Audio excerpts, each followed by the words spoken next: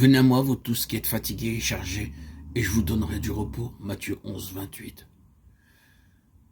Il est tout aussi impossible de se repentir sans avoir la conscience réveillée par l'Esprit de Dieu que d'obtenir le pardon sans Jésus-Christ. Jésus-Christ est la source de tout bon sentiment. C'est lui seul qui peut mettre dans nos cœurs l'horreur du péché.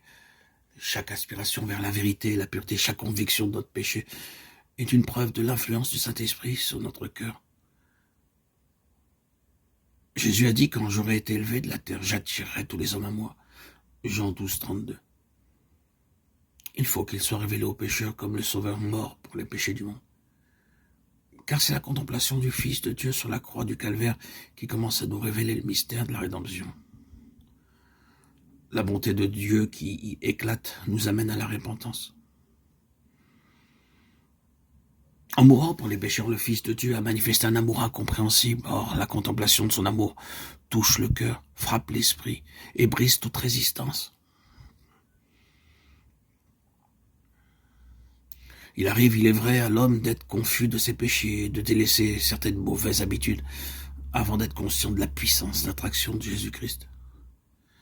Mais chaque tentative de réforme basée sur un désir sincère de bien faire est le résultat de cette puissance d'attraction. Une influence dont il ne se rend pas compte agit sur son âme, ranime sa conscience et amende sa conduite extérieure. Et à mesure que le Sauveur attire ses regards sur la croix et lui fait contempler celui que ses péchés ont percé,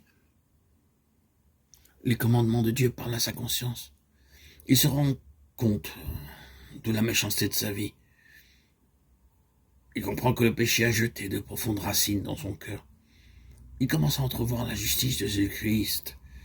Et il s'écrie quelle n'est pas la gravité du péché, puisqu'il a fallu un tel prix pour la rédemption de ses victimes. Tout cet amour, toutes ces souffrances, toute cette humiliation était-il nécessaire pour que nous ne périssions pas, mais que nous ayons la vie éternelle. Il est vrai que le pécheur peut résister à cet amour, refuser de se laisser attirer par le Sauveur.